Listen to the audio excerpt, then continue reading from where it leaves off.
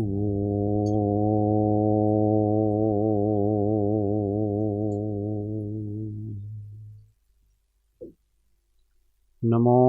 अरिहन्ताणं नमो सिद्धाणं नमो आयर्याणं नमो उवज्जायाणं नमो लोये सव्वसाहुणं तेसो पञ्चणमुकारो सव्वपावपणासण मङ्गलाणं च सव्वेसिं पडमं हवै मङ्गलम्।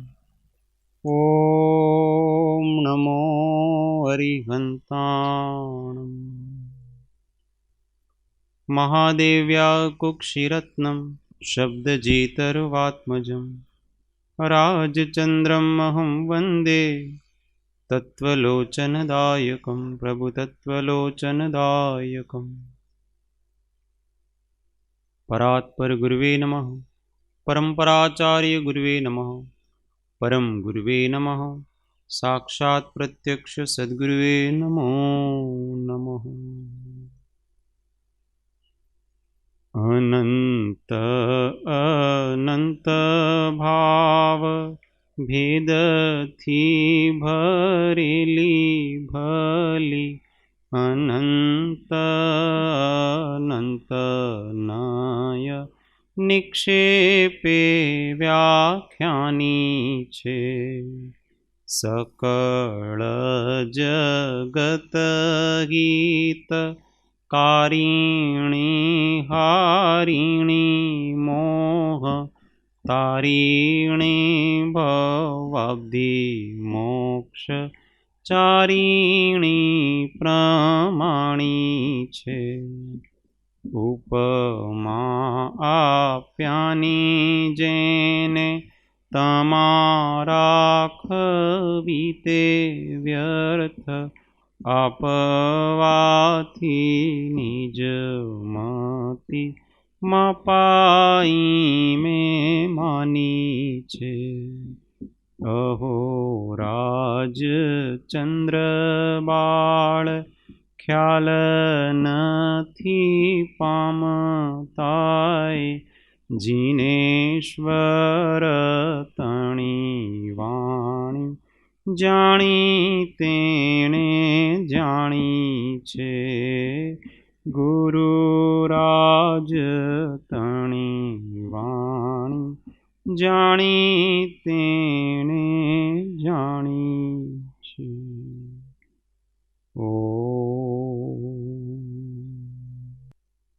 जय सद्गुरुवंदन। जय जय जय सद्गुरु। स्वाध्याय माजे आत्मबोध शतक गाथा 58 एक एक लाइन झेलवानी छे। राग भाव है आत्म विपत्ति इसे नहीं अपना मानू। राग भाव है आत्म विपत्ति इसे नहीं अपना मानू। राग भाव का राग सदा ही महाविपत्ति ही जानू। राग भाव राग सदा ही महाविपत्ति ही जानू। सब विभाव से भिन्न रहा मैं ज्ञान भाव से भिन्न नहीं। सब विभाव से भिन्न रहा मैं ज्ञान भाव से भिन्न नहीं। राग आग का फल है जलना पाऊं केवल ज्ञान मही। राग आग का फल है जलना पाऊं केवल ज्ञान में। राग भाव है आत्म विपत्ति नहीं से ना मानू। राग भाव का राग सदा ही महाविपत्ति ही जानू। सब विभाव से भिन्न रहा मैं ज्ञान भाव से भिन्न नहीं। राग आग का फल है जलना पाऊं केवल ज्ञान मही, राग आग का फल है जलना, पाऊं केवल ज्ञान मही। माताजी रागना पाछળ પડ્યા છે। जो सबसे कठिन लगता है उसके पीछे पड़ गए हो। क्यों? क्योंकि वितराग हुए बगैर छुटका नहीं। इसलिए कहते हैं राग भाव है आत्म विपत्ति, इसे नहीं अपना मानो। ये जो राग भाव है, लागणी, क्या कहते हैं उसको? लागणी। थोड़ा सा इसको हल्का करें। राग और प्रेम, अब उसमें से थोड़ा अंतर करें अपन। राग क्या है और प्रेम क्या है उसको समझना अच्छी तरह से, तो हमको समझ में आ जाएगा कि ये मेरा राग था और ये मेरा प्रेम था। प्रेम सर्वथा है नहीं है, राग सर्वथा है। इतनी बात समझ लेना। अब हमें किसी के प्रति राग है अथवा प्रेम है वो कैसे पता पड़े? तो पहली बात कि राग और प्रेम की डेफिनेशन, जहां बिना किसी स्वार्थ के दूसरे के प्रति हित की भावना रहे, सद्भाव रहे कि इसका अच्छा हो, कल्याण हो, बिना किसी स्वार्थ के, तो उसको प्रेम समझना। और जहां आसक्ति के कारण, अपनेपने के कारण किसी के प्रति भावना रहे, सद्भावना रहे, तो वो राग जानना। अब देखें कि पता कैसे पड़े कि ये राग है कि प्रेम है। तो जब हमको किसी के प्रति प्रेम होता है तो हम उसकी कुछ न कुछ सहायता करते हैं, अच्छी भावना होती है, स्फुरणाएं अलग अलग प्रकार से होती है, तो हम निस्वार्थ भाव से इसके लिए कुछ करते हैं। परंतु जो प्रेम करता है वो रिजल्ट की अपेक्षा नहीं रखता है। अब कदाचित हमारी सेवा के अनुसार, हमारे करने के अनुसार उसका अच्छा नहीं हुआ, तो ये व्याकुल नहीं होगा जो प्रेम करता है, क्योंकि प्रेम में ज्ञान और वैराग्य शामिल है, सम्मिलित है। ज्ञान और वैराग्य पूर्वक ही प्रेम होता है।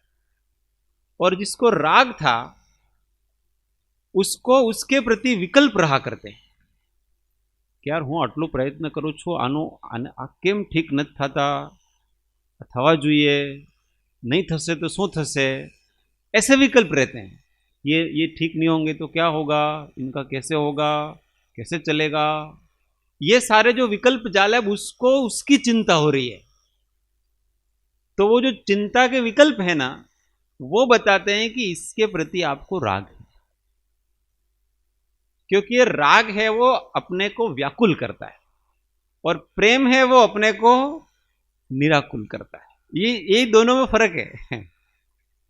प्रेम में आप सब कुछ करोगे, जितना रागी नहीं करता है ना उससे कहीं गुना अधिक प्रेमी करता है।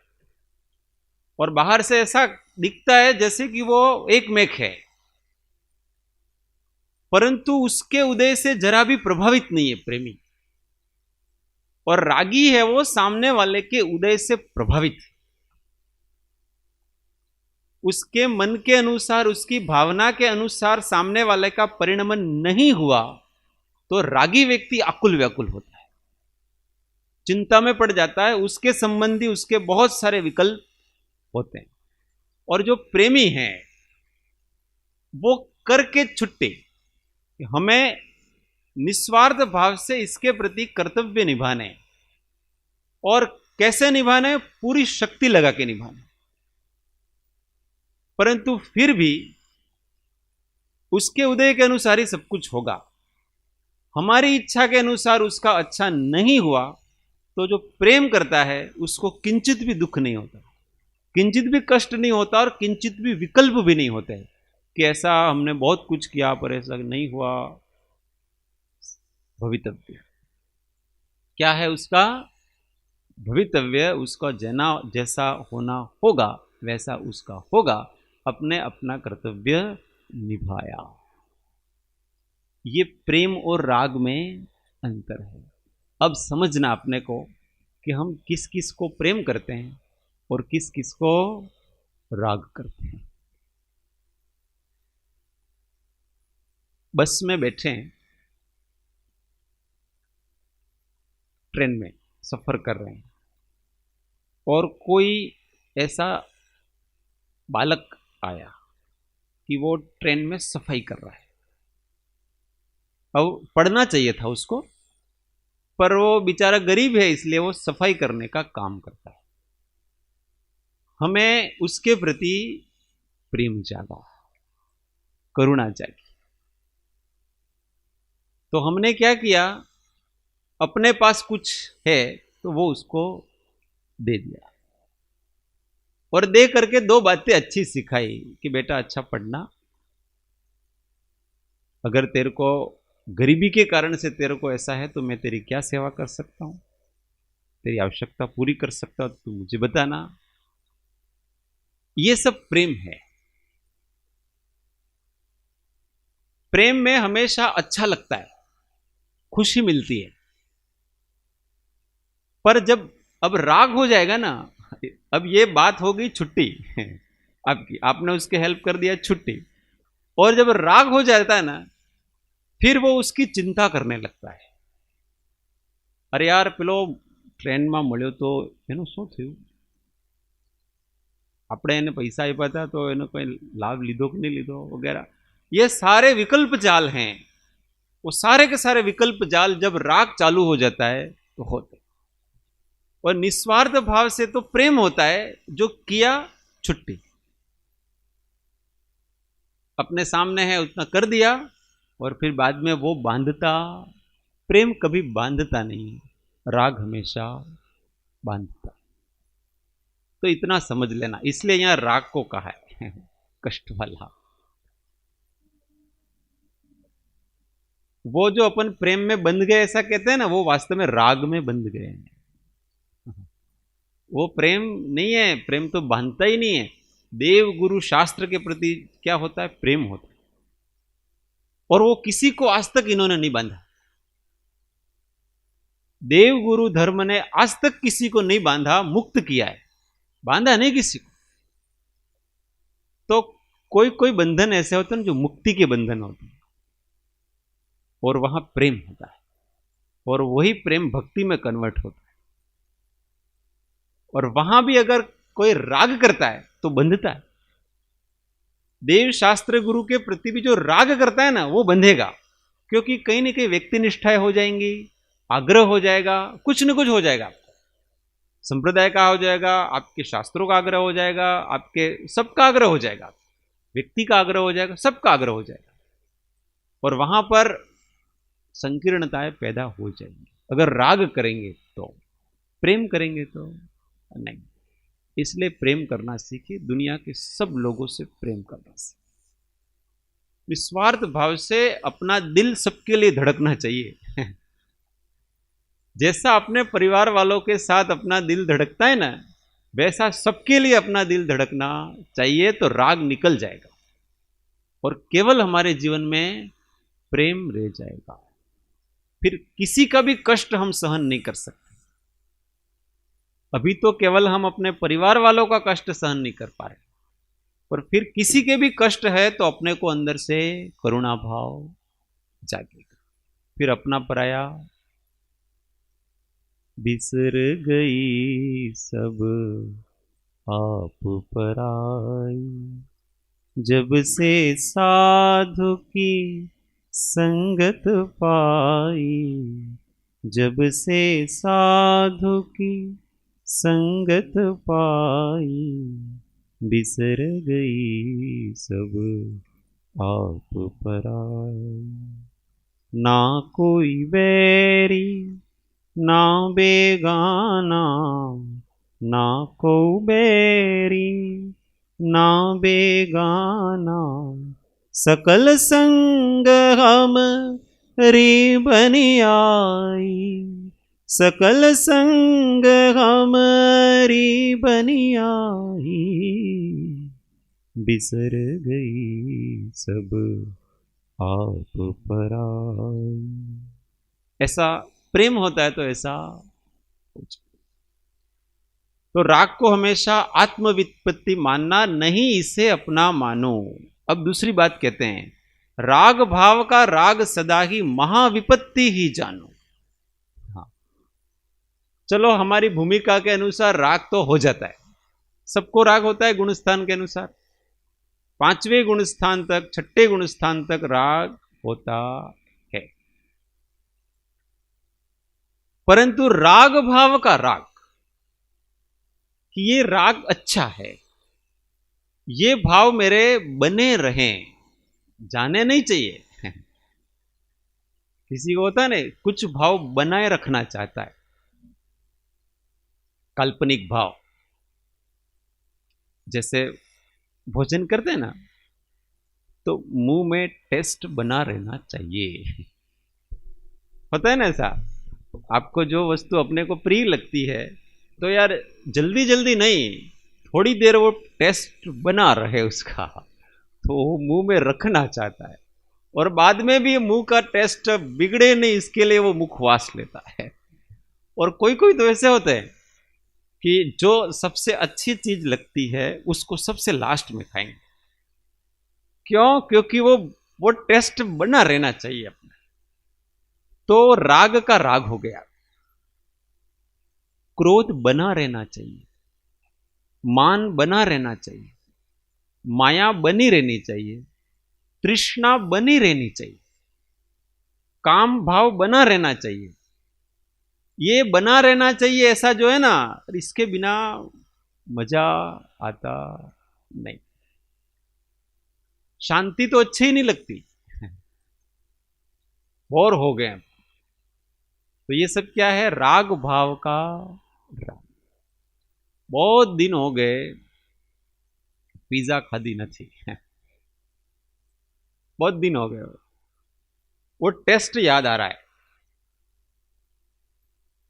फिर खा लेता है। इसके बाद देखो अब ऐसा है कि लॉकडाउन है, क्या मालूम कब खाने मिलेगी, इसलिए अभी तो 2-4 जो भी खाओ पेट भर के खा लो, फिर उस टेस्ट को આપણે કહીએ ને વાગોળે છે, फिर याद करता रहता है उस टेस्ट को। ऐसे हर एक चीज बनी रहनी चाहिए।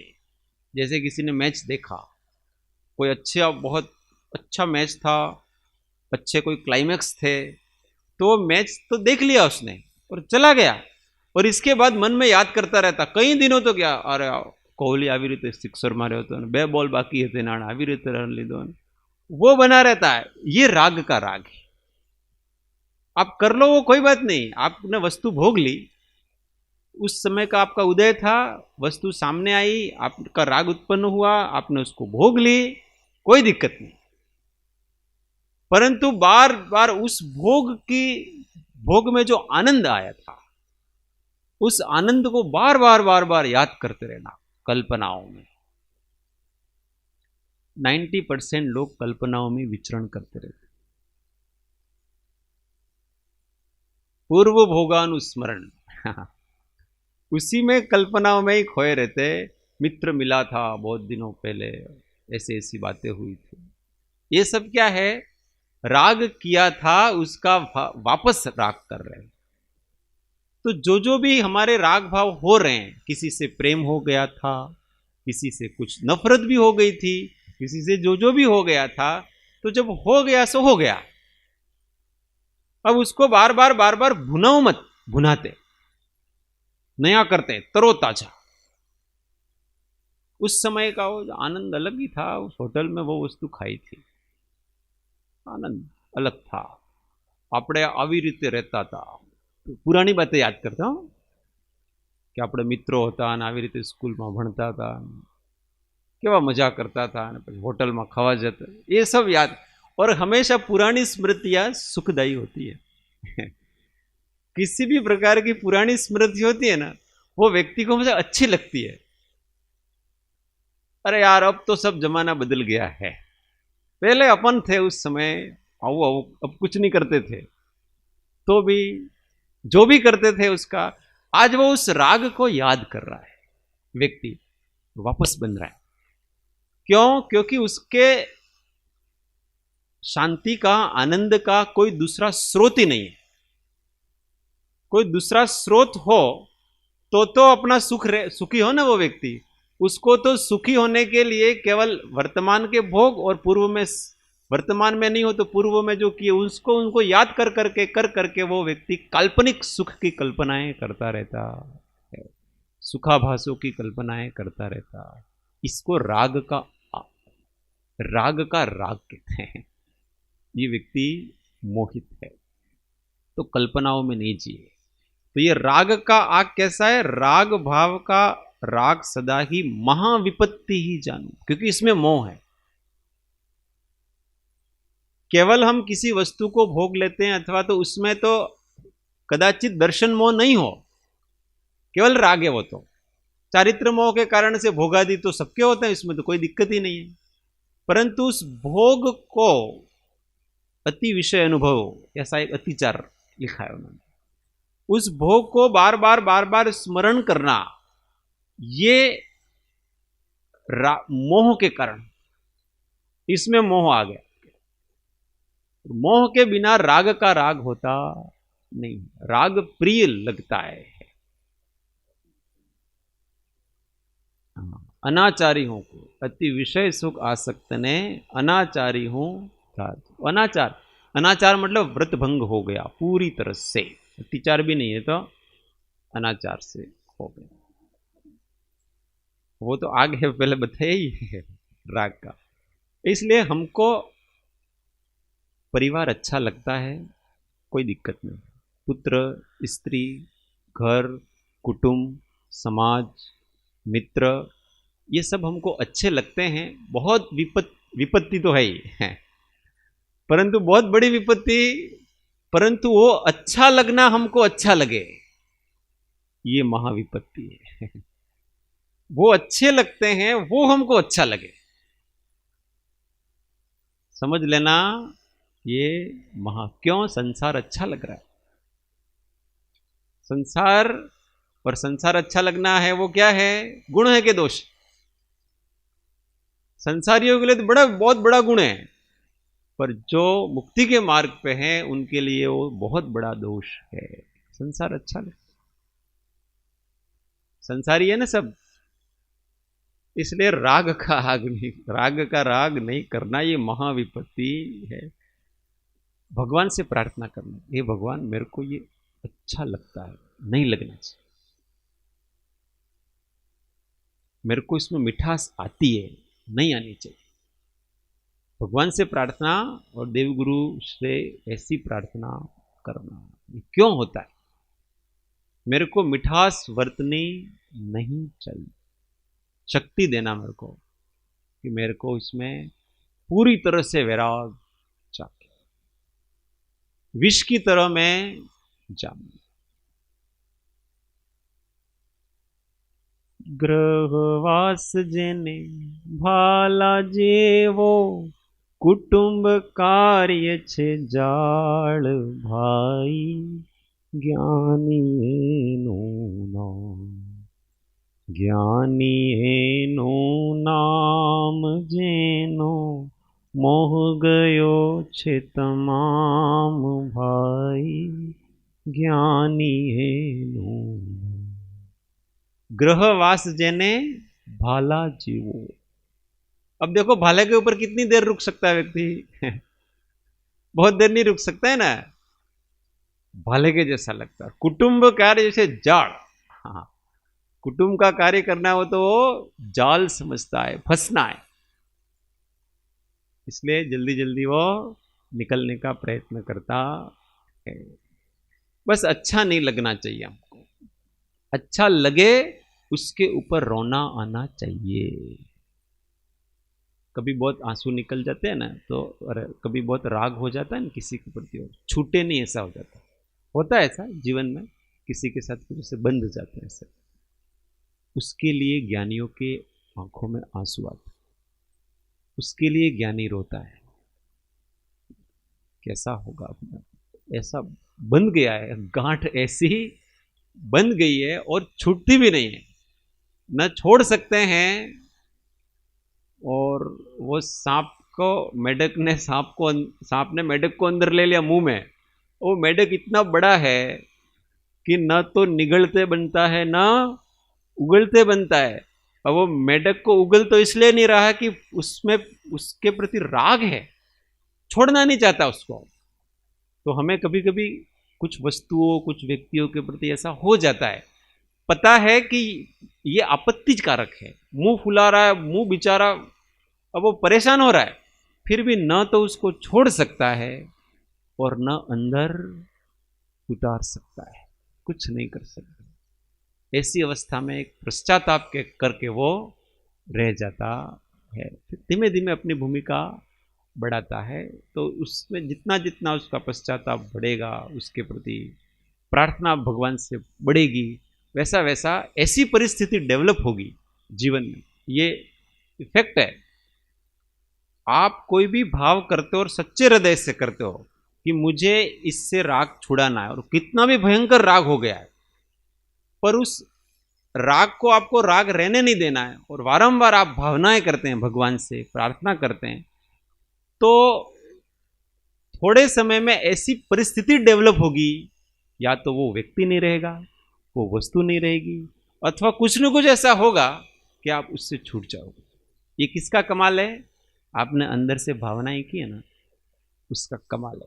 अपने को यूं लगता है कि यार ये तो कैसे जाएगा जीवन में, पर आपने सच्चे हृदय से भावना की है तो कितना भी निबिड़ आपका मोह का बंधन पड़ गया हो, सच्चे हृदय से की हुई भावना से वो मोह का बंधन, वो परिस्थितियां ऑटोमेटिक उसका वियोग हो जाता। ये भावना का, प्रार्थना का प्रभाव है, ये बहुत जबरदस्त होती है भावना। इसलिए अंतःकरण से वितराग होने की भावना करना, ये भगवान मेरे को ये जगत के राग के बंधन छुड़ाओ। मैं दिल से ऐसा कहता हूं आपसे, भगवान से मुझे दिल से बातें कर, दिमाग लगा करके बातें भगवान से दिल से मारते, दिल से मेरे को ऐसा। अब आप परिस्थिति डेवलप करो, कैसे करोगे वो तो आपके हाथ में है। ऐसा करके बहुत चलो। सब विभाव से भिन्न रहा मैं, ज्ञान भाव से भिन्न नहीं। राग द्वेष आदि जितने विभाव है उनसे तो मैं हमेशा से भिन्न रहा हूं, परंतु ज्ञान भाव से भिन्न नहीं। ज्ञान भाव से मैं कभी भी अलग रहा, क्योंकि ये विभाव तो आते हैं और जाते हैं। आप कितना भी राग कर लो, पर वो राग को परमानेंट नहीं रख सकते, क्रोध को परमानेंट नहीं रख सकते, मान को परमानेंट नहीं रख सकते, वो आएंगे और जाएंगे। परंतु ज्ञान है वो कभी न आता है न जाता है, वो तो अपना स्वभाव है।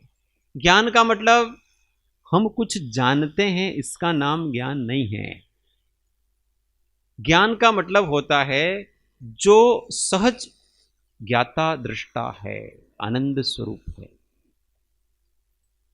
ज्ञप्ति मात्र करता है, उसका नाम ज्ञान भाव कहलाता। न किसी से राग करता है, न किसी से द्वेष करता है, न कोई इष्टपना है, न अनिष्टपना है, केवल सहज स्वरूप में लीन है, उसका नाम ज्ञान भाव होता है। और वो ज्ञान भाव है, वो तो कभी अपने से अलग हुआ नहीं है, वो तो हमेशा राग करते हैं उस समय भी ज्ञान रहता है, पर उस ज्ञान, उस ज्ञाता भाव पर रागी की दृष्टि नहीं होती। ज्ञानी की दृष्टि राग करते समय भी ज्ञानी ज्ञाता पर होती है। इसलिए उसको ज्ञाता का महात्म्य है कि इस राग को जो जान रहा है ना, वो बड़ा है, राग बड़ा नहीं है। देखो इतनी सारी चीजें, इतना बड़ा महाभयंकर राग भी जिसके ज्ञान में आकर के विलीन हो जाता, बहुत बड़ी विपत्तियां भी जिसके ज्ञान में आकर के विलीन हो जाती है। सारा सृष्टि ज्ञान में आकर के विलीन हो जाती है। तो महात्म्य किसका? सृष्टि में परिवर्तन हो रहा है, अपने राग द्वेष क्षोभ आदि हो रहे हैं उसका, अथवा अपने ज्ञान का। कोई कितना जबरदस्त क्रोध करता है ना, महाभयंकर रावण ने क्रोध किया, और वो क्रोध राम के ज्ञान में आता है। किसके ज्ञान में आता है? राम के ज्ञान में आकर के चला जाता है, हो गया काम। उसने तो महाभयंकर किया था, सारी पृथ्वी को हिला दे ऐसा क्रोध किया था, और ज्ञानी के एक क्षण में ज्ञान में आकर के वो क्रोध ठंडा पड़ के चला गया। तो महात्म्य किसका? ज्ञाता भाव का महात्मा कि उस क्रोध का महात्मा? वो क्रोध ज्ञाता भाव के आगे नहीं टिक सकता, राग भाव के आगे नहीं टिक सकता। राग भाव किसी के आगे, उस ज्ञान के आगे टिक सकता। इसलिए हमेशा कोई भी हमारे से दोष हो जाए अथवा ऐसी कषाय जागे तो उस समय दृष्टि कहां करनी? अपने ज्ञाता भाव की ओर करनी, कि देखो इसको जानने वाला अंदर बैठा हुआ है, महत्व का वो व्यक्ति है, ये क्रोध महत्व का नहीं है। और ऐसा जैसे ही विचार करेंगे ठंडा पड़ जाता।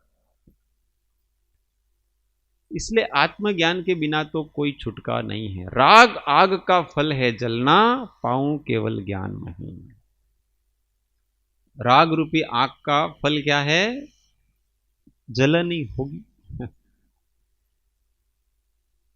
आखो लोग आदि व्याधि उपाधि थी, त्रिविध ताप थी संतप्त छे। कृपाल देव के लिए सारा लोक है वो आदि व्याधि उपाधि, और ये राग के कारण से जल रहा है, राग की आग। पर हमको अब राग की आग में जलना नहीं है। पाऊं केवल ज्ञान मही। केवल ज्ञान मही मतलब पृथ्वी। केवल ज्ञान जहां पर होता है उस स्थान को मैं प्राप्त करूंगा, अपने स्वरूप को प्राप्त करूंगा, अथवा सिद्धशिला को प्राप्त करूंगा, अथवा तो जो भी है उसको, उस जगह को प्राप्त करूंगा। अब मैं राग से हटता हूं। इस प्रकार से वो भावना करता। कैसे भी करके जीवन में से राग और द्वेष को निकालो, यही भगवान का आदेश। धर्म इतना ही है। कृपाल देव कहते हैं ज्यां त्यांथी राग द्वेष रहित था वो ये मारो धर्म छे। और द्वेष है वो राग से उत्पन्न होता है। इसलिए ज्यादा चोट है ना वो राग पे करना, द्वेष पे नहीं करना। राग निकलेगा तो द्वेष तो उसकी संतान है, उसके साथ अपने आप चला जाएगा। पर जहां भी देखना हमारा, जहां कहीं भी द्वेष उत्पन्न हो रहा है, वो कहीं न कहीं उसके मूल्य है ना, मूल वो राग है। परीक्षा करेंगे बराबर तो समझ में आएगा कि इससे राग किया इसलिए इससे द्वेष हुआ। द्वेष का मुख्य कारण राग ही होता। इसलिए इस जगत में जिए, कैसे जी कर जाए? निर्लिप्त होकर के जी के जाए। तुलसी या संसार में भांति भांति के लोग, सबते हिलमिल चालिए नदी नाव संजोग। नदी और नाव का कैसा संजोग है? थोड़ी देर आती है जाती है, ऐसा करके अपने को जीना चाहिए। निस्पृह भाव से, राग भाव से जिए। नए गांठे बंध गई तो फिर से जन्म लेना पड़ता।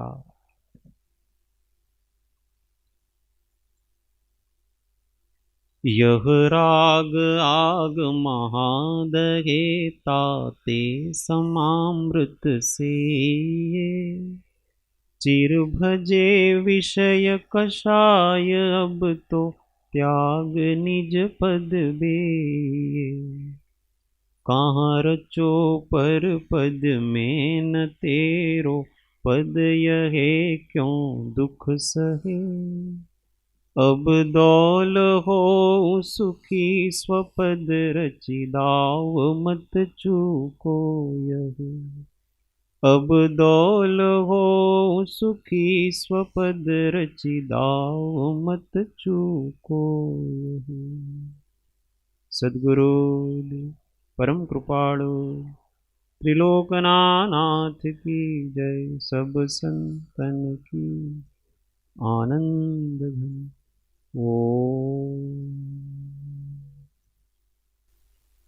एक मिनट में आत्म अनुसंधान। ओ